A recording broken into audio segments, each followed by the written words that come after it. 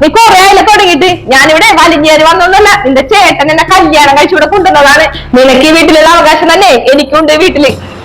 എന്താ അവകാശം? ദേ അധികം ആളാവാൻ നിൽക്കല്ലേട്ടാ. നീ ഈ വീട്ടിൽ നിക്കണോ വേണ്ടേന്ന് ഞാൻ തീരുമാനിക്കും കേട്ടാ. നീ എന്ത് തീരുമാനിക്കുന്നാണ് നീ പറയണത്? നിന്നെ കൊണ്ട് ചെയ്യാന്ന് നീ ഒന്ന് ചെയ്, ഞാനൊന്ന് കാണട്ടെ. കല്യാണം കഴിഞ്ഞ വന്ന നാളെ മുതൽ കാണാണ് ഓരോന്ന് കാണിക്കല്. ഇതൊക്കെ കണ്ടിട്ടേ എനിക്ക് മനസ്സിലാവുന്നുണ്ട് നീ എന്നോട് പോരടിക്കണത്. പിന്നെ ഞാനൊന്നും മിണ്ടാതിരുന്നതേ എനിക്ക് വായിൽ നാക്കില്ലാണ്ടല്ല. വെറുതെ ഈ വീട്ടിലൊരു പ്രശ്നം വേണ്ട. പിന്നെ ഞാൻ എന്റെ അനിയത്തിയായിട്ടാണ് കണ്ടത്. താന്ന് തരുന്നതും നീ എന്റെ തലയെ കയറാൻ നോക്കണ. എന്താണെന്നാ എനിക്ക് ഈ വീട്ടിലൊരു അവകാശം ഇല്ലാന്ന്. ഇവക്കുള്ളത് ഈ വീട്ടിലെ അവകാശം.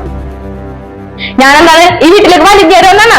ഞാൻ വലിഞ്ഞേരൊന്നും വന്നല്ല, എന്നെ കല്യാണം കഴിച്ച് ഇവിടെ കൊണ്ടുവന്നതല്ലേ. അപ്പൊ എനിക്ക് വീട്ടിലെ അവകാശമില്ലേ? കുറെ നാളായി ഇവിടെ എന്നോട് പോരെടുക്കണത്. പോട്ടെ വെക്കുന്തോറേ ഇവിടെ തലയെ കയറാണ്. ദേ ഇന്നല്ല ഞാനിവിടെ മര്യാദക്ക് എന്റെ അമ്മനെ ഫോൺ ചെയ്തോണ്ടിരിക്കുന്നത്. അപ്പൊ തന്നെ ഇവിടെ വന്ന് ടി വി വെച്ച്, അതും ഓടിയും കൂട്ടി വെച്ച്. ഞാൻ 1-2 തവണ പറഞ്ഞ് സൗണ്ട് വർക്കുന്നത്. അപ്പൊ ഇവിടെ കൂട്ടി വെക്കണ്. ഇതെന്നെ മനഃപൂർവ്വം ഉപദ്രവിക്കാൻ തന്നെയല്ലേ. അത് ഞാൻ പറഞ്ഞപ്പോഴേ അവൾക്കത് ഇഷ്ടപ്പെട്ടില്ല. അവൾ എടുത്ത് വായിക്കൊണ്ടേ ഞാൻ ഈ വീട്ടിൽ നിൽക്കണോ വേണ്ടെന്ന് അവള് തീരുമാനിക്കുന്നു. ഇവള് തീരുമാനിച്ചാൽ നടക്കോ?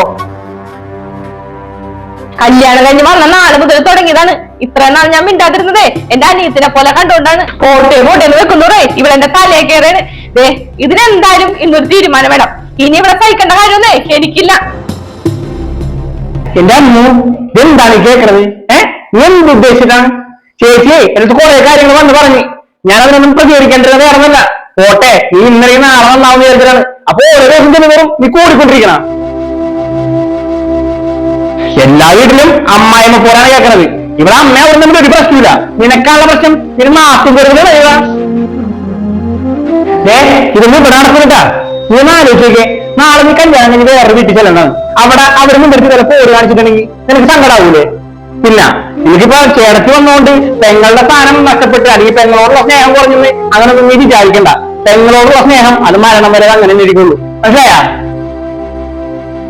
നീ നിന്റെ ചേച്ചിനെ പോയി ചേച്ചിയായിട്ട് കാണുന്നില്ല, ഒരു ശത്രുവായിട്ടാണ് നീ കാണുന്നത്. അതിന് പകരം നീ നിന്റെ ചേച്ചിയായിട്ടാ അല്ലെങ്കിൽ ഒരു ഫ്രണ്ടായിട്ട് നീ ഒന്ന് കണ്ടുപോക്കെ. നിനക്ക് അത്രയും നല്ലൊരു കൂട്ടുകാരി വേറെ ഉണ്ടാവൂല. എന്റെ അമ്മ നമുക്കെല്ലാവർക്കും ആകെ ഒരു കുഞ്ഞു ജീവിതമുള്ളൂ. ആ ജീവിതത്തിൽ ഇങ്ങനെ പരസ്പരം തല്ല് പിടിക്കാണ്ട് പരസ്പരം സ്നേഹിച്ച് ജീവിച്ചു നോക്കിയേ ഈ വീട് ഒരു സ്വർഗ്ഗം ഒരുക്കുള്ളൂ. മോളെ നമുക്ക് ചേട്ടൻ പറഞ്ഞ മനസ്സിലായ?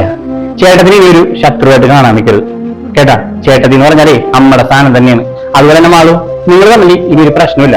എന്താവരുത്. രണ്ടുപേരും നല്ല കൂട്ടുകാരികളെ കൂടെ അങ്ങനെ ജീവിക്കാൻ കാണാനാണ് എനിക്കിഷ്ടം കേട്ടാ. ഇനി ഒരു പ്രശ്നമില്ല.